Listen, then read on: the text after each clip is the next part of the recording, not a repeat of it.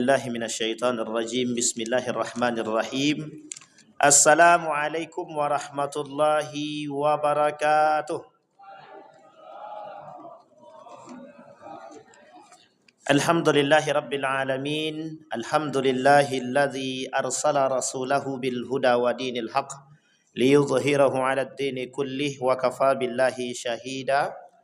Ashhadu an la ilaha illallah wahdahu la syarika lah wa ashhadu anna Muhammadan abduhu wa rasuluh la nabiyya ba'd. Allahumma salli wa sallim wa barik ala hadzal nabiyil karim. Allahumma salli ala Muhammad wa ala ali Muhammad fil alamin innaka Hamidum Majid. Ya ayyuhan nasu taqu rabbakumul ladzi khalaqakum min nafsin wahidah wa khalaqa minha zawjaha wa batha minhuma rijalan katsiran wa nisaa'a. Wattaqullaha allati tasaaluna bihi wal arham. Innallaha kana 'alaikum raqiba. Wa qala Allah ta'ala ya ayyuhalladzina amanu taqullaha wa qulu qawlan sadida yuslih lakum a'malakum wa yaghfir lakum dhunubakum wa may yuti'illaha wa rasulahu faqad faza fawzan 'azima. Puji syukur kehadirat Allah atas limpahan rahmat dengan mengucapkan alhamdulillahi rabbil alamin. Bersalawat kepada Nabi dengan mengucapkan Allahumma salli ala Muhammad wa ala ali Muhammad fil alamin innaka Hamidum Majid. Baik Bapak Ibu sekalian yang berbahagia, mudah-mudahan di maghrib ini Allah limpahkan rahmat dan karunia-Nya kepada kita semua. Allah berkahi rumah tangga kita, Allah jadikan rumah tangga yang sakinah, mawaddah warahmah. Allah anugerahkan anak-anak yang saleh dan salihah, pejuang agama, pencinta agama. Allah jadikan keluarga kita cinta kepada Al-Quran. Allah istiqamahkan kita dalam kebaikan dan ketaatan. Amin ya rabbal alamin. Baik Bapak Ibu sekalian yang berbahagia, malam hari ini nampak beda sedikit. Ini bapak-bapak lebih banyak dari ibu-ibu. Tanda kiamat mungkin agak lama lagi. Biasanya kalau jumlah perempuan lebih banyak tanda kiamat. Tapi malam ini bapak-bapak lebih banyak daripada ibu-ibu. Mungkin karena judulnya. Judulnya perang mut'ah. Kita protokol tadi mut'ah. Ini tak perang mut'ah Pak. Perang mu'tah. Yang mut'ah itu nikah. Mungkin tertipu gara-gara namanya mu'tah dan mut'ah. Jadi ramai yang datang kan gitu. Oh, bisa jadi ini nikah mut'ah nih gitu kan. Apalagi yang depan-depan nih yang belum nikah nih kan. Insyaallah lah. Mudah-mudahan ini bukan perang mut'ah tapi perang mu'tah. Jadi Bapak Ibu sekalian yang berbahagia. Ada satu buku. Dia ada 2 jilid. Judul bukunya Al-Maghazi. Al-Maghazi. Pada jilid yang kedua. Itu oleh penulis Ad-Dimashqi kalau saya tak salah. Beliau menuliskan tentang perang Mu'tah. Perang Mu'tah ini perang yang salah satu di antara para yang hadir dalam peperangan tersebut diistimewakan oleh Allah, tertulis namanya di dalam Al-Quran. Perang Mu'tah adalah perang yang sangat mulia di antara perang-perang yang lain. Dalam perang Mu'tah ini memang tak sebanding dengan perang Badar.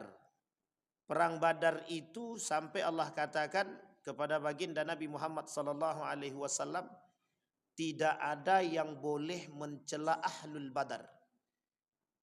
Badar itu orang-orang yang ikut perang Badar, munafikkah dia, baikkah dia, atau tidak baikkah dia, atau munafikkah dia, mereka ahlul jannah. Itu tidak boleh dicela itu Bapak Ibu.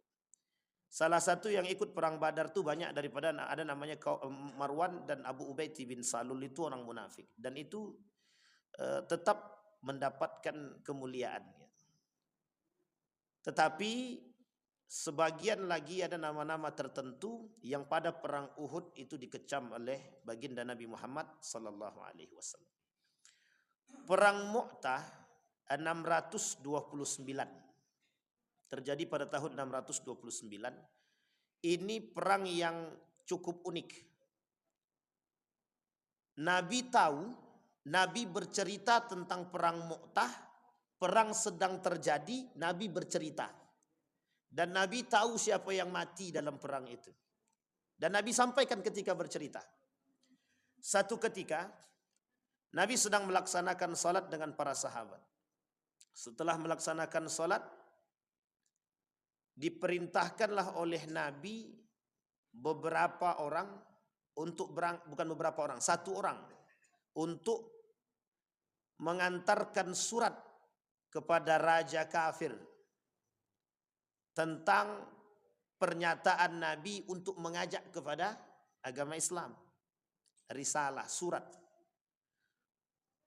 Ketika surat tersebut sampai dan orang yang datang tadi juga sampai, seketika di tengah perjalanan disambut oleh panglima perbatasan daripada negara tersebut. Sehingga kemudian dalam perbatasan itu, dalam beberapa riwayat diceritakan, utusan Nabi itu dibunuh. Dibunuh, dipenggal kepalanya. Jadi cara pembunuhannya juga sadis itu. Dibunuh kepalanya. Ketika dibunuh, kemudian dipenggal kepalanya, dihadiahkanlah. Dan jasadnya dibuang. Menunjukkan keganasan. Sampai berita itu kepada baginda Nabi Muhammad SAW. Bapak Ibu sekalian yang berbahagia, tempat perperangan ini jauh. Kalau dulu Bapak pernah mendengar nama Ahlus Syam. Tahu Syam Bapak Ibu? Yordania. Tahu Yordania? Sudah ada yang pernah pergi ke sana? Kita doakan. Sebelum ke Mekah, jangan ke sana dulu. Kita doakan Bapak Ibu berangkat ke Tanah Suci, amin. Setelah itu mau ke Yordania boleh. Tapi di Yordania itu Bapak Ibu, itu negara yang paling terkenal ketika dipimpin oleh Muawiyah. Jadi Muawiyah itu Syam, itu adalah ahlulnya Muawiyah. Ketika Muawiyah bin Abi Sufyan diperintahkan oleh Abu Bakrin Siddiq, oleh Umar bin Al-Khattab untuk menjadi gubernur di Syam. Semenjak Muawiyah menjadi gubernur di Syam, itu kota Yordania yang sekarang, atau Damaskus atau Yordania, itu yang sekarang itu menjadi berubah drastis. Yang pada masa Nabi hanya sebatas padang pasir saja. Hanya ada segelintir tempat saja. Tapi pada masa Muawiyah itu sangat berjaya. Karena memang Muawiyah ini terkenal. Orang yang sangat gagah, perkasa, dan cerdas, dan baik, dan adil ketika itu. Sehingga oleh Umar bin Khattab diperintahkan untuk masuk ke Syam. Yang paling tepat untuk Ahlus Syam itu memang Muawiyah. Sementara sebagian lagi yang lain ada di Persia, ada di Mesir, dan lain sebagainya. Dipindah-pindah gubernur-gubernur tersebut. Sehingga pada masa kepemimpinan Umar bin Khattab itu, ketika Muawiyah diperintahkan jadi gubernur, perkembangan pesat pada perekonomian, keamanan, militernya. Oh, itu strategi yang dibangun oleh Syam, yang dibangun oleh Muawiyah itu sangat bagus sekali. Sehingga Bapak Ibu, kota ini ada namanya Balqa. Di antara perbatasan Syam itu ada namanya Balqa. Di pinggir kanannya Balqa tersebut ada yang disebut dalam sejarah itu daerahnya Mu'tah. Dia enaknya pakai syasah, kalau pakai layar bisa kita lihatkan. Namanya Mu'tah. Di daerah Mu'tah. Nama daerahnya itu Mu'tah. Jadi kenapa perang ini disebut dengan perang Mu'tah? Karena perang itu terjadi di Mu'tah. Di Mu'tah berada di perbatasan Yordania, kemudian tak jauh dari kota Balqa. Pada tahun 629. Jadi cukup lama. Kalau bahasa 600 itu berarti abad keberapa itu? Abad ke-6. Abad ke-7. Abad ke-7. Dan dalam sejarah pada abad ke-7 itu terjadi ekspedisi besar-besaran. Pada abad ke-7 itu terjadi ekspedisi besar-besaran. Ali bin Abi Thalib dan beberapa para sahabat itu keluar daerah, keluar negeri, termasuk Nusantara ketika itu. Salah satu yang sampai ke sini itu adalah Ali bin Abi Thalib yang ke Nusantara. Saya tidak tahu apakah persisnya di Indonesia atau tidak, kita tidak tahu. Dan itu ekspedisi pertama keluar sampai ke daerah Nusantara. Ketika itu tidak ada Indonesia. Yang ada namanya Nusantara. Nusantara itu semua Asia. Itu Nusantara namanya. Baik, kembali kepada masalah tadi. Ketika pada tanggal 8, pada abad ke-8, sebagian lagi mengatakan abad ke-8, sebagian mengatakan abad ke-7, pada bulan Jumadal Ula, ada perperangan yang disebut dengan Ghazwatu Jaisil Umara. Jadi dalam perang itu, Jaisil Umara ini maksudnya begini. Perang Mu'tah itu nama lainnya adalah Ghazwatu Jaisil Umara. Di dalam perang Mu'tah ini, itu para tentara-tentara elitnya Rasulullah turun. Termasuk orang yang kelak bakal diagung-agungkan oleh baginda Nabi yang merobohkan tentara kaum muslimin di Uhud. Siapa namanya Bapak Ibu? Khalid bin Walid. Yang merobohkan tentara kaum muslimin di Uhud pada perang yang kedua, tapi disebut oleh Nabi sebagai pedangnya Allah. Dan itu disebut dalam sejarah satu-satunya Rasulullah memuji orang yang dulu pernah menghancurkan Islam di perang Uhud. Strategi Khalid bin Walid pada perang Uhud itu tidak ada yang mengalahkan. Sudah terbukti kehebatan Khalid bin Walid itu ketika perang Uhud.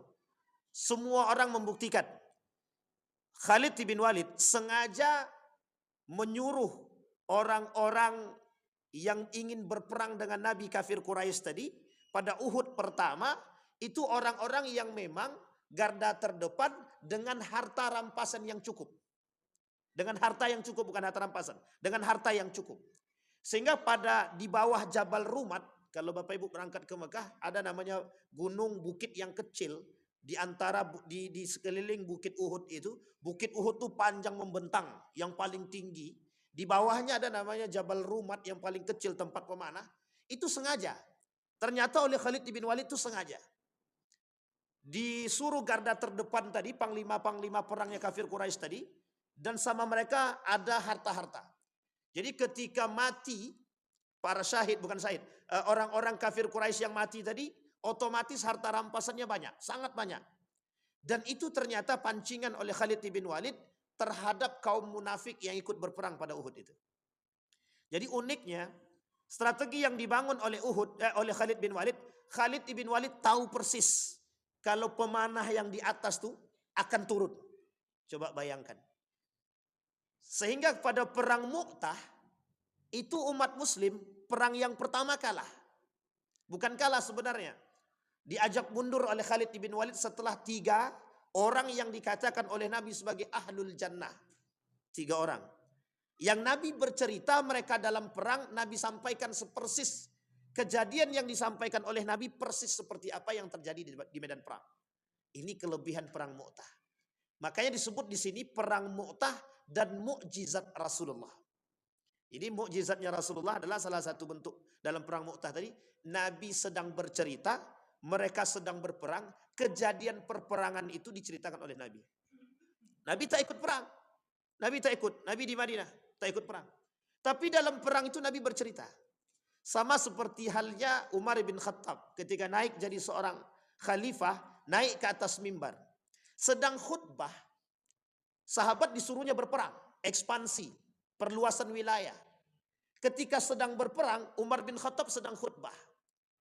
Ketika terjadi perperangan tersebut, dalam perperangan itu, ada salah seorang sahabat itu yang mengatakan, ayo kita mundur. Kata Umar bin Khattab dalam khutbahnya itu, maju. Ternyata kalimat itu bukan diserahkan pada khutbah itu, tapi untuk orang yang di sana. Oh ini lain cerita ya Bapak Ibu ya. Ini tidak masuk dalam akal manusia. Ini agak-agak sedikit keluar jalur gitu. Tapi kembali kepada poin tadi, sama. Kesucian hati seorang muslim itu bisa menembus. Yang tidak dimiliki oleh yang lain. Itu kebersihan hati. Nah kembali kepada perang Mu'tah tadi Bapak Ibu. Di dalam perang Mu'tah yang terjadi pada abad ke-7, ada yang mengatakan abad ke-8 pada bulan Jumadal Ula tadi. Di situ Bapak Ibu sekalian yang berbahagia, Nabi memerintahkan kepada kaum muslim setelah salat untuk berkumpul. Karena dapat berita bahwa orang yang diutus oleh Nabi sudah dipenggal kepalanya. Untuk mengirimkan surat mengajak kepada Islam. Di tengah perjalanan Surat sampai ke sana, orangnya tak sampai, kepalanya dipenggal, dapat oleh Nabi berita tersebut karena di perbatasan itu ada daripada golongan muslim yang mengikut. Sehingga sampai berita tersebut kepada Nabi, setelah saya salat kata Nabi, kumpulkan seluruh umat muslim. Ini Bapak Ibu ada kaitannya dengan kaum muslimin. Ada kaitannya. Nanti kita ambil dalam poinnya saja. Dan ini ada kaitannya dengan manusia munafik. Turun hadis Nabi tentang 4 golongan atau 4 tanda orang munafik. 4 itu 3 sudah Bapak Ibu ketahui. Yang keempat itu ketika disuruh berperang, faghadara kata Nabi. Orang yang disuruh berperang dalam kondisi perperangan, kemudian mereka kabur, mereka keluar dari jalur itu, mereka melarikan diri, oleh Nabi disebut dengan munafik. Dan ini penting, karena nanti dalam sejarah perang Mu'tah ada beberapa sahabat yang keluar dan lari, mengundurkan diri daripada perperangan itu, kemudian mereka sampaikan kepada Nabi. Baik, kembali kepada perang Mu'tah. Setelah dikumpulkan oleh Nabi, orang-orang tadi dikumpulkan oleh Nabi setelah selesai sholat itu, kemudian Nabi perintahkan, apa kata Nabi? Akan ditunjuk panglima perangnya. Yang ditunjuk oleh Nabi dalam panglima perang tersebut ada 3 orang. Yang pertama Zaid bin Harithah. Bapak Ibu kenal dengan Zaid bin Harithah? Ada yang tahu Bapak Ibu? Anak angkat Rasulullah, ada lagi yang tahu? Siapa Zaid bin Harithah ini? Dari yang hadir cuma 1 yang tahu. Bapak Ibu tahu Andre Taulani? Wah, heboh kan? Kalau Andre Taulani tahu. Raffi Ahmad tahu ya? Itu tidak lebih populer sebenarnya di Aras itu daripada Zaid bin Harithah. Zaid bin Harithah itu anak angkat Nabi yang oleh ibundanya dibawa untuk bertemu dengan Nabi. Sebelum bertemu dengan Nabi, Zaid bin Harithah ini itu diajak oleh ibunda dari perbatasan daerah dia, ingin balik ke kampung halaman. Sampai di perbatasan, melihat dari atas gunung ke kampung halaman, itu kampung halamannya sudah dibombardir. Kelihatan oleh kafir Quraisy melihat keberadaan Zaid bin Harithah dan ibunya dikejar oleh para penunggang kuda kafir Quraisy, dan ketangkaplah Zaid bin Harithah ini. Setelah tertangkap Zaid bin Harithah ini dijadikan budak tawanan, dijuallah sebesar 600 dirham.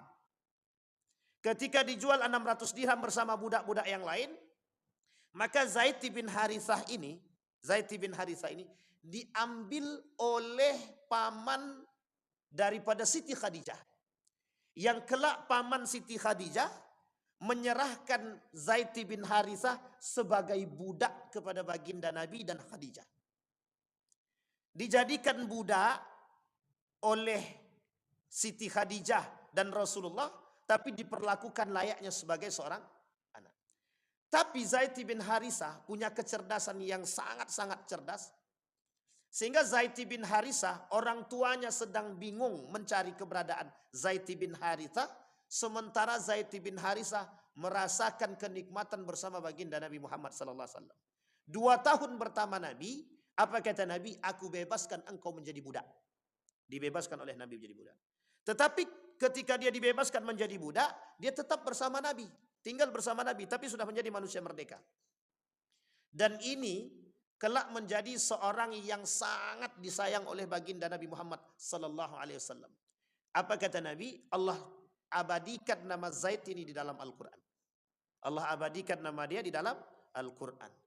Saking mulianya Zaid itu, ketika Zaid bin Harithah bersama dengan baginda Nabi Muhammad sallallahu alaihi wasallam, semua Zaid ini terkenal dengan kecerdasannya dan hafal Al-Quran.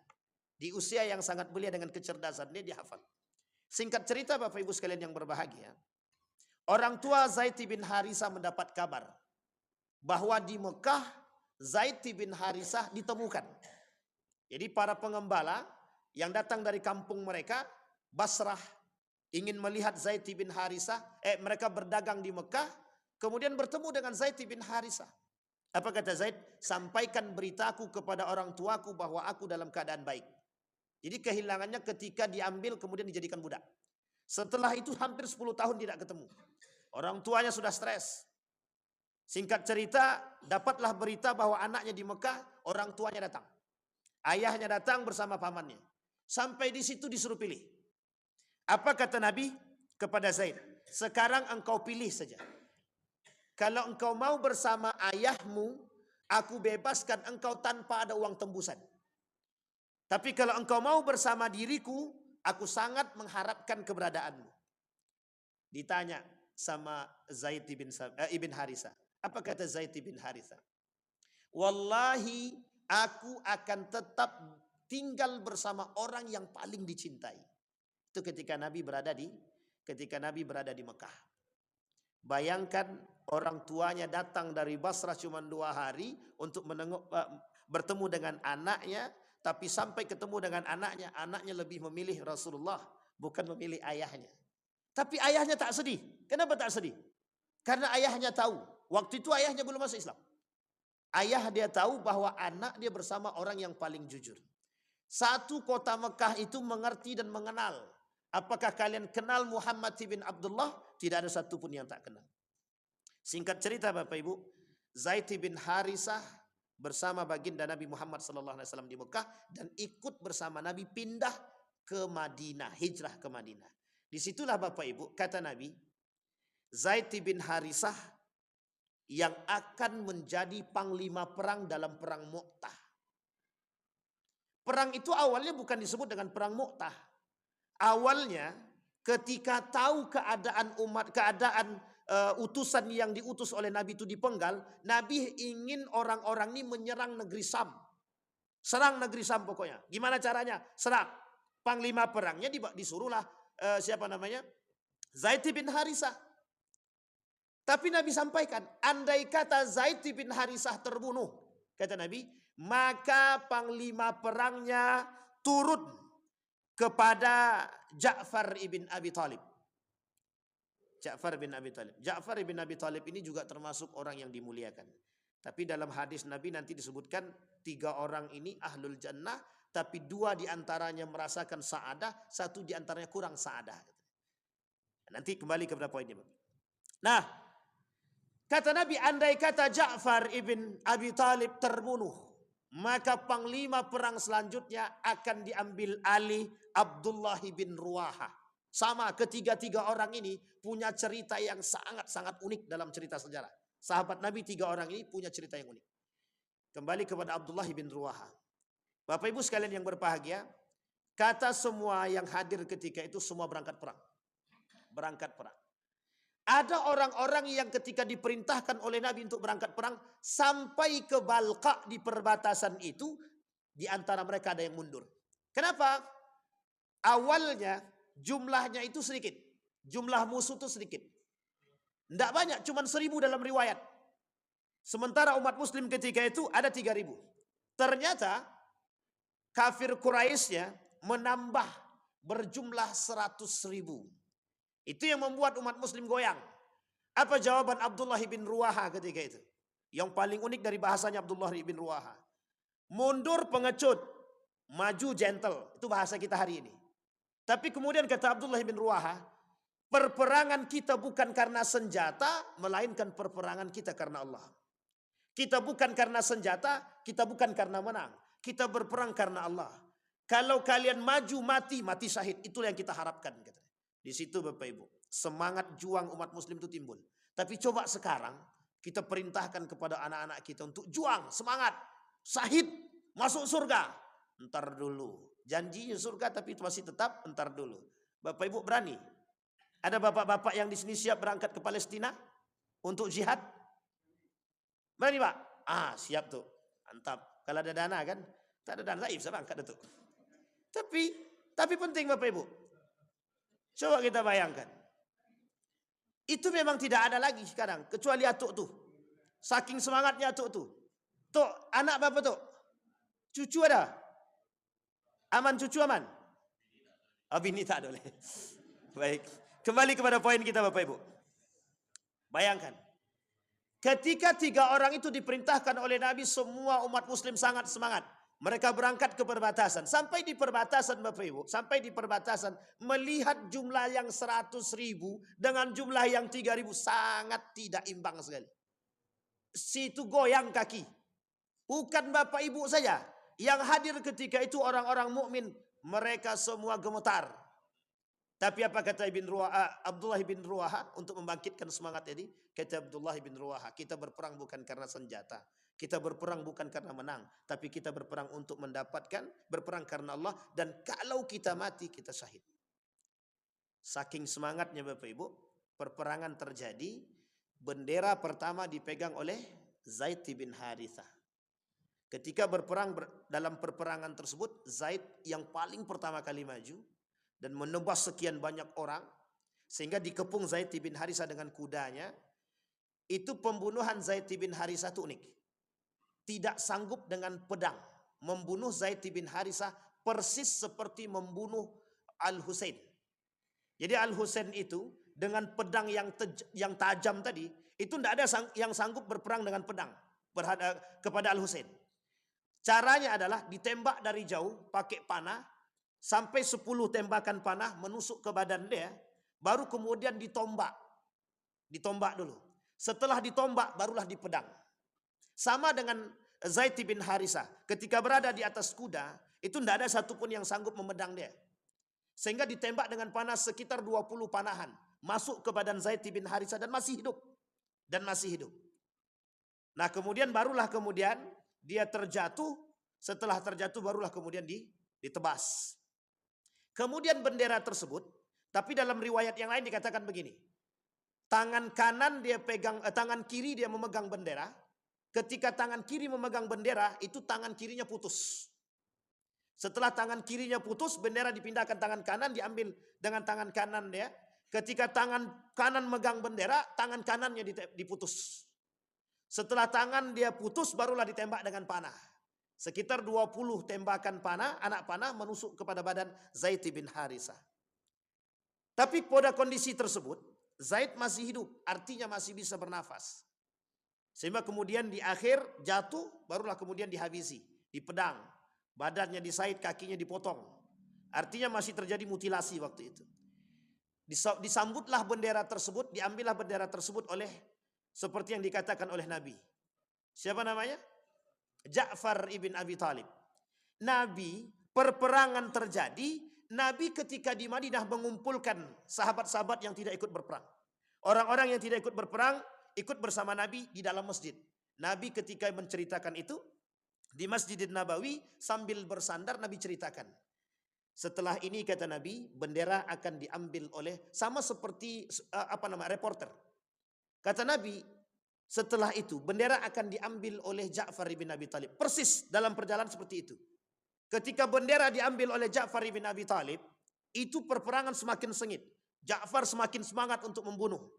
Tapi singkat cerita Bapak Ibu sekalian yang berbahagia, ketika Ja'far sudah mulai terkena satu tembakan, Ja'far turun dari kudanya kemudian dipotong. Sejarah menuliskan dalam sejarah Islam, bahwa dalam perperangan orang yang pertama yang melukai binatang adalah Ja'far. Ja'far ibn Abi Talib. Tapi tidak disalahkan oleh Nabi. Tak disalahkan oleh Nabi. Dipotong kakinya, kaki kuda tadi. Tujuannya cuma satu. Ketika kuda itu mati, maka orang kafir Quraisy tidak akan menjadikan kuda itu sebagai tunggangan untuk membunuh kaum muslimin. Karena ternyata orang yang berada di atas kuda itu lebih berbahaya daripada orang yang di bawah. Itu dalam sejarahnya. Oleh para ulama mengatakan orang yang berperang dengan kuda jauh lebih berani daripada orang yang berperang tanpa kuda. Sehingga kuda itu oleh Ja'far kakinya keempat-empatnya dipotong. Sehingga kuda tersebut terjatuh, Ja'far pun ikut mati. Diambil kemudian oleh Abdullah bin Ruwaha. Kemudian Abdullah bin Ruwaha pun syahid di medan perang. Ketiga-tiganya yang dipilih oleh Nabi kemudian syahid. Sehingga muncul seorang pemuda bernama Al-Arqam. Pemuda Al-Arqam tadi mengambil bendera tersebut. Apa katanya dalam perperangan tersebut? Silahkan oleh kalian pilih siapa yang paling berhak menjadi pemimpin panglima perang. Ketika itu Al-Arqam oleh para yang sedang berperang mengatakan, engkau saja, tahu saya yang lain. Arqam tak mau, tidak sanggup katanya. Dan ini bukan bagianku katanya. Langsunglah ketika itu Khalid bin Walid maju Diambillah bendera tadi oleh Khalid bin Walid. Dengan lantang Khalid mengatakan, mundur. Semua umat muslim mundur. Oleh sebagian sejarah mengatakan terkhusus dalam ceritanya kaum orientalis. Mundurnya umat muslim adalah menunjukkan kelemahan umat muslim dalam perang Mu'tah. Ini yang membaca sejarah ini, maka mereka telah membaca hadis palsu. Dalam hadis tersebut, oleh sebagian ulama, hadis mengatakan umat muslim ketika itu disuruh mundur oleh Khalid bin Walid karena rasa takut mereka dan gentar mereka terhadap musuh yang ada. Tetapi oleh Ibnu Katsir dalam sejarahnya mengatakan tidak. Itu cerita palsu. Bahwa umat muslim ketika itu sengaja disuruh mundur oleh Khalid bin Walid. Kemudian ketika mereka mundur dalam perang Mu'tah, minggir, Khalid bin Walid kemudian membangun satu strategi. Apa yang dibangun oleh Khalid bin Walid? Yang oleh Nabi dalam hadisnya disebut, kata Nabi, kelak yang akan mengambil bendera tersebut, raya tersebut akan diambil oleh pedangnya Allah. Di situ umat muslim bertanya kepada Nabi, siapa pedangnya Allah tersebut? Disampaikan oleh Nabi, Khalid bin Walid. Yang dulunya menjadi musuh umat muslim di perang Uhud, kemudian menjadi pedangnya Allah ketika di dalam perang Mu'tah. Apa kata Khalid bin Walid? Yang kanan ke kiri, yang kiri ke kanan, yang depan ke belakang, yang belakang ke depan. Ini yang dibangun oleh Khalid bin Walid. Tersisa ketika itu 2000 daripada anggota perang daripada umat muslim. Tapi kemudian dengan strategi yang dibangun oleh Khalid bin Walid itu sangat jitu. Diambil oleh pakar politik dalam sejarah Islam mengatakan itu strategi yang tak pernah terbayangkan oleh siapapun. Termasuk kafir Quraisy yang ikut berperang ketika itu, mereka tidak sadar. Mereka katakan akan datang bantuan-bantuan yang lain. Ternyata tidak. Jumlahnya tetap 2000, hanya saja strateginya dibangun oleh dibangun oleh Khalid bin Walid, yang belakang mundur, yang belakang maju ke depan, yang depan mundur ke belakang untuk menunjukkan orang-orang yang baru. Ini strategi. Ternyata strategi itu jitu. Yang tadinya 100.000, 50.000-nya habis dibantai, setengahnya lebih lari kocar-kacir. Mereka anggap ada yang baru. Padahal tidak. Itu kuasa ilahi Bapak Ibu. Ini kuasa ilahi yang tak bisa kita sebutkan. Bahkan disebutkan oleh Nabi dalam hadisnya itu, ketika mereka sedang berperang, apa kata Abdullah bin Ruwaha sebelum dia meninggal? Demi Allah, aku bukan mencintai dunia maupun menangisi kalian. Akan tetapi aku mendengar Rasulullah membacakan ayat tentang neraka yang bunyinya, wa im minkum illa wariduha kana ala rabbik hatman maqdiyah. Yang dibacakan oleh Nabi kepada orang-orang yang berperang itu tentang ayat neraka. Sehingga Abdullah bin Ruwaha itu, para tiga-tiganya itu sempat bersyair dalam berperang. Jadi dalam berperang itu sebelum mereka mati, mereka bersyair dulu. Apa kata mereka? Ya habat dal jannah wa iqtirabuha tayyibah wa baridan syarabuha wa rum qad dana azabaha kafiratun ba'ida ansabuha alayya idh laqituha dirabuha. Duhai, alangkah dekatnya jannah itu, tempat yang nyaman dan dingin minumnya. Bangsa Romawi telah dekat siksaannya, dan mereka orang kafir yang jauh nasabnya. Bila mereka di hadapanku, maka wajib ku habisi. Nanti kita ambil poin penting daripada sejarah itu. Nanti kita kaitkan dengan keadaan kita hari ini. Ibnu Hisham rahimahullah meriwayatkan dari sejumlah ulama menganggap bahwa apa yang disampaikan itu thiqah. Artinya apa? Secara sejarah valid. Secara sejarah ini valid. Jadi Bapak Ibu sekalian yang berbahagia, ketika Khalid bin Walid membangun strategi tersebut, itu Khalid tanpa harus meminta persetujuan kepada baginda Nabi Muhammad sallallahu alaihi wasallam. Tapi sebelum mereka berperang, ketika sampai di Balqa tadi, ketika sebelum mereka sampai di Balqa, setelah melihat jumlahnya sekitar 100.000, salah seorang sahabat itu berangkat menuju Madinah untuk ketemu dengan baginda Nabi, untuk meminta persetujuan Nabi. Apakah mereka harus ditambah jumlahnya atau bagaimana? Ingin mendapatkan kebijakan dari Nabi. Tapi kemudian Abdullah bin Ruwaha tadi sudah seperti yang kita ceritakan, ketika mereka turun ke arah Balqa, Melihat kondisi yang 100.000 tadi, mereka langsung mengarah ke satu daerah yang disebut dengan Mu'tah. Tak jauh daripada Balqa tadi. Nah, di daerah Mu'tah inilah yang terjadi perperangannya Bapak Ibu.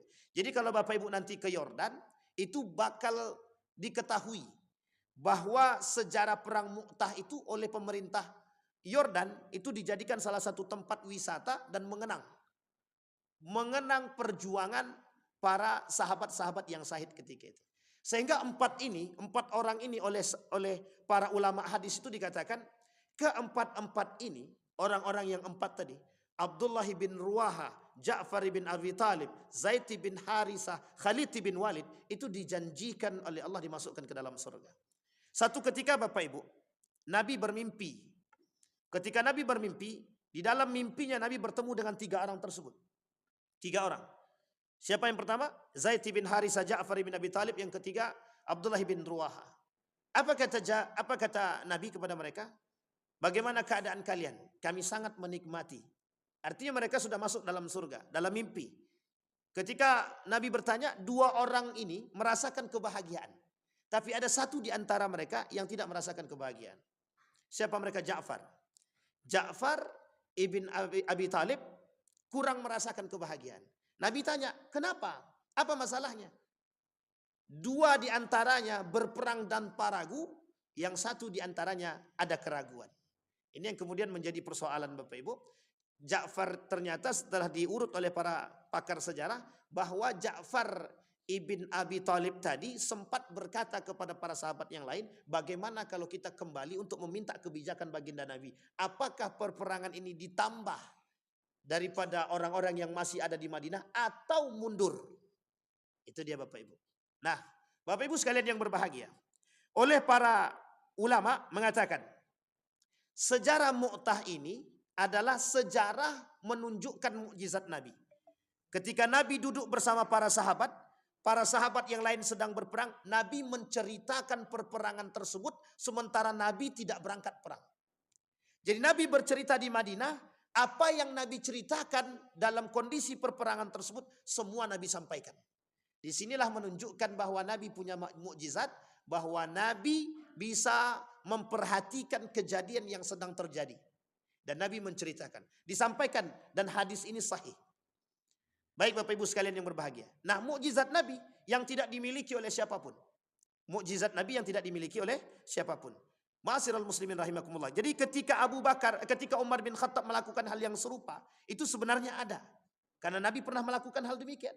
Umar bin Khattab ketika khutbah, orang sedang berperang, mundur kata para sahabat dalam perang tersebut, kata Umar bin Khattab, maju. Dan itu dalam khutbah. Sehingga ketika yang hadir khutbah bingung, kenapa Umar bin Khattab nyuruh maju? Ternyata yang dimaksud oleh Umar bin Khattab suruh maju adalah yang sedang berperang. Ada yang begitu Bapak Ibu? Nah, sekarang ada begitu? Sekarang siapa tahu ada calon pemimpin yang maju ketika khutbah Jumat, maju kata dia. Ternyata sedang berkomunikasi dengan yang lain gitu. Baik. Bapak Ibu sekalian, nah, apa faidah daripada perang tersebut? Apa faidah daripada perang Mu'tah ini? Yang pertama Bapak Ibu, perang Mu'tah ini menunjukkan kepada kita, hilangkan rasa takut dalam diri seorang mukmin yang mereka tanamkan adalah kecintaan mereka kepada Allah.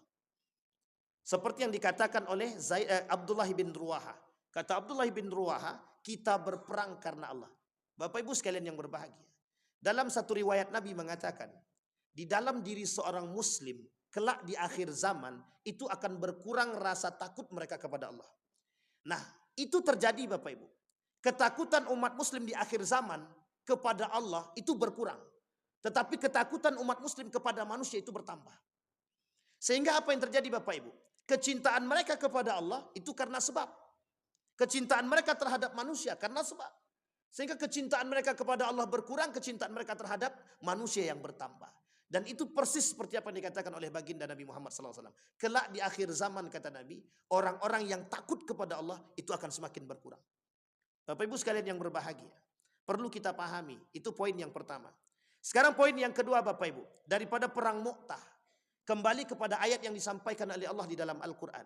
Kam min fi'atin qalilatin ghalabat fi'atan katsirah biidznillah. Allah kata, kalau kalian berperang karena aku Allah menangkan, sekalipun jumlahnya cuma sedikit. Pertanyaannya adalah, Seperti yang dikatakan Nabi dalam hadisnya. Kelak umat muslim jumlahnya besar, tapi mereka takut dengan jumlah yang sedikit. Mayoritas kalah dengan minoritas. Itu yang kita alami hari ini. Apa penyebabnya? Karena kita tidak cinta kepada Allah. Karena kita tak takut sama Allah. Yang kita takutkan adalah manusia. Yang ketiga, dalam perperangan Mu'tah tersebut, semua para sahabat meninggalkan anak istrinya dan harta bendanya. Mereka tinggalkan. Kecintaan kami bukan karena dunia. Siapa yang mengatakan? Abdullah bin Ruwaha. Kami bukan cinta terhadap dunia dan kami bukan menangisi kalian. Yang dimaksud dengan kalian di situ adalah oleh para ulama dikatakan anak istri mereka. Artinya apa? Seperti yang dikatakan Nabi dalam hadis Nabi. Kata Nabi, kelak di akhir zaman umat muslim itu penakut. Kenapa mereka penakut? Jumlah banyak tapi penakut. Kenapa penakut? Karena mereka cinta terhadap dunia. Artinya apa? Sama Pak. Hari ini kita lihat semakin keras Israel membombardir Palestina, tapi semakin banyak umat muslim yang tadinya memboikot tidak lagi memboikot. Arab Saudi tidak ada lagi yang memboikot. Negara Islam, Arab Saudi, Kuwait, Qatar, mereka tidak memboikot produk Israel. Umat muslim di Indonesia terbesar di dunia yang memboikot 1000, yang mengkonsumsi 100.000. Artinya apa? Berbanding terbalik. Tidak imbang Bapak Ibu. Perjuangan kita hari ini itu bukan perjuangan dengan senjata. Tapi perjuangan kita hari ini adalah bagaimana kita memperjuangkan nilai-nilai agama. Setiap kita umat muslim wajib meninggikan nilai agama. Para sahabat Nabi yang mereka tinggikan dalam perperangan mereka nilai agama. Sehingga yang mereka harapkan cuma satu, mati syahid. Yang mereka harapkan cuma mati syahid. Oh sekarang kami tak bisa mati syahid. Siapa bilang? Di antara kita hari ini Bapak Ibu yang mempertahankan harga diri dan kehormatan agama dalam kehidupan dia dan mati dia dalam mempertahankan nilai agama, mati syahid. Sama Pak. Seorang istri ketika sedang mengandung, meninggal dalam berjuang, melahirkan, itu mati syahid itu. Seorang ayah sedang mencari rezeki yang halal untuk anak istri dia. Di tengah jalan dia meninggal, mati syahid. Dan layak masuk ke dalam surga.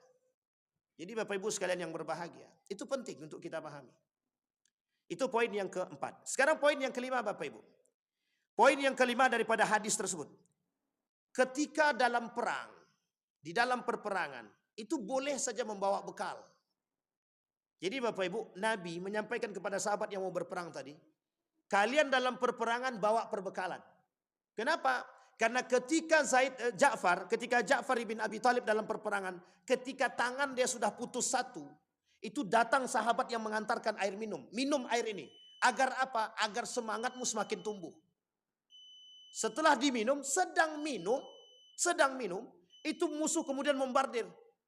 Ketika melihat musuh membombardir, air yang di tangan dibuang oleh Ja'far ibn Abi Thalib, kemudian Ja'far semakin maju. Akhirnya syahid Bapak Ibu. Artinya apa? Urat takutnya sudah hilang. Urat takutnya sudah hilang. Yang keenam, diperbolehkan memberitahukan kematian seseorang kepada khalayak umum. Nabi sampaikan. Ketika Nabi duduk dengan para sahabat, Nabi sampaikan. Zaid bin Harisah syahid. Ja'far bin Abi Thalib syahid. Kemudian Abdullah bin Ruwaha syahid. Seketika datang anak istri daripada Ja'far bin Abi Thalib ketika Nabi menyampaikan hal demikian. Apa kata istrinya? Menangislah istri tersebut. Kemudian Rasulullah keluar dari masjid tersebut. Apa kata Rasulullah? Wahai kalian, masaklah untuk Ja'far bin Abi Thalib dan ahli. Artinya apa? Nabi perintahkan kepada ahlul Madinah ketika itu untuk masak besar, memperingati kematian daripada Ja'far bin Abi Thalib untuk membahagiakan keluarga yang ditinggalkan. Jangan sampai bersedih karena masih ada umat muslim yang akan menjaga mereka. Itu Bapak Ibu sekalian yang berbahagia yang terjadi pada masa itu. Kemudian selanjutnya, boleh menggantungkan kepemimpinan kepada sejumlah orang secara urut seperti yang dilakukan oleh baginda Nabi Muhammad SAW. Artinya Bapak Ibu sekalian yang berbahagia, siapapun calon pemimpin yang akan menjadi pemimpin umat muslim, itu tidak masalah. Siapapun di antara mereka. Tetapi Bapak Ibu, di antara mereka harus punya ketaatan yang baik kekuatan yang bagus, keberanian mental yang kuat. Sehingga Bapak Ibu sekalian yang berbahagia, Zaid bin Harithah itu sudah diuji oleh Rasulullah. Itu Rasul yang menguji sendiri. Ketika masih kecil, diserahkan oleh orang tuanya kepada Rasulullah. Ketika ditemukan dalam keadaan budak itu. Ketika perperangan Rasulullah ingin berangkat perang, apa kata Zaid bin Harithah? Bolehkah aku ikut perang? Khadijah yang tak mengizinkan. Tapi Zaid bin Harithah menginginkan perperangan tersebut. Tapi Khadijah tidak mengizinkan. Artinya apa? Semangat juangnya Zaid bin Harithah itu sudah tidak bisa dikokohkan. Tidak bisa digoyang lagi Bapak Ibu. Sehingga Bapak Ibu, ketika Rasulullah memilih 3 orang menjadi panglima perang tadi, itu berurut yang dimaksud oleh Nabi adalah tidak perlu lagi menunggu kebijakan kaum banyak. Kondisinya genting. Kondisi genting itu tidak bisa. Coba balik ke belakang, tengok dulu, siapa tahu ada yang paling kuat bisa jadi pemimpin. Dah mati dulu ada yang depan. Artinya apa? Kita butuh pemimpin yang tegas, yang berani mengambil kebijakan. Nah, ini tidak ada kaitannya dengan pilkada, tapi kalau mau dikaitkan, kaitkanlah. Artinya apa? Butuh pemimpin yang berani dan tegas, yang berani mengambil kebijakan. Seperti yang dilakukan oleh Ja'far bin Abi Thalib. Bayangkan Ja'far itu dicela oleh ulama hadis. Kenapa dicela? Karena membunuh binatang. Satu-satunya dalam perperangan Islam yang terjadi, seorang Ja'far yang pernah membunuh binatang. Nah, kita kan tak berperang dengan pedang sekarang nih. Jadi kita tak membunuh binatang. Baik Bapak Ibu. Terdapat perbedaan derajat antara satu sahabat dengan sahabat lainnya yang mati syahid karena perbedaan keberanian dan ketulusan mereka. Itu jelas Bapak Ibu. Yang tahu adalah urusan Allah. Ada orang yang berjuang karena gengsi. Ada orang yang berjuang karena cinta kepada Allah. Ini terjadi Bapak Ibu dalam perang Tabuk. Ketika Nabi memerintahkan para sahabat untuk perang Tabuk, itu ada seorang pemuda dari kaum munafik itu tidak mau berperang. Ketika tidak mau berperang, yang lain sudah berperang dan keluar semua. Sehingga ketika orang sudah berangkat perang, dia keluar dari rumah dan dihina oleh wanita-wanita yang tertinggal ketika itu. Apa kata kaum wanita? Kenapa kau laki-laki tapi tak berperang? Bahasa kita adalah laki-laki yang tak berperang ketika itu oleh kita hari ini disebut dengan apa Pak? Ya itulah pokoknya. Jangan disebut di sini, agak kurang tepat. Artinya apa? Ya itulah pokoknya. Apa bahasa lain yang bagus? Saya kurang tahu juga. Jadi tidak layak dipanggil seorang laki-laki karena dianggap tidak laki-laki. Singkat cerita Bapak Ibu, ketika perempuan menghina laki-laki tersebut, dia pergi ke belakang rumahnya, diambil kudanya. Ketika diambil kudanya, dia berangkat berperang dengan gagah berani. Sampai sahabat kaget, loh itu siapa pemuda? Kok berperang dengan gagah berani sekali? Sehingga sahabat menyampaikan kepada Nabi, ya Nabi, lihatlah Fulan ibn Fulan berperang dengan gagah. Apa kata Nabi? Dia berperang bukan karena aku dan Allah, tapi dia berperang karena harga diri. Ada orang yang berperang dengan harga diri? Ada orang yang mohon maaf berusaha menunjukkan siapa diri dia, tapi bukan karena Allah, tapi karena harga diri dan kehormatan. Bapak Ibu sekalian yang berbahagia, di dalam perang Mu'tah itu sendiri bermunculan kaum-kaum yang sengaja ingin mundur dari situ. Itu yang disebut dengan kaum munafik. Kata Nabi, salah satu tanda kaum munafik yang ketika diperintahkan oleh Nabi untuk berperang, mereka mundur daripada perperangan tersebut. Artinya Bapak Ibu, yang poin terakhir dari apa yang ingin saya sampaikan Bapak Ibu, kalau kita merujuk kepada sejarah perperangan dalam kitab Al-Maghazi, ulama sejarah mengatakan di akhir zaman itu Bapak Ibu, semangat berjuang itu tidak ada. Semangat juang itu sudah tidak ada. Orang sudah tak lagi mau berjuang. Karena apa? Karena terlena dengan kehidupan.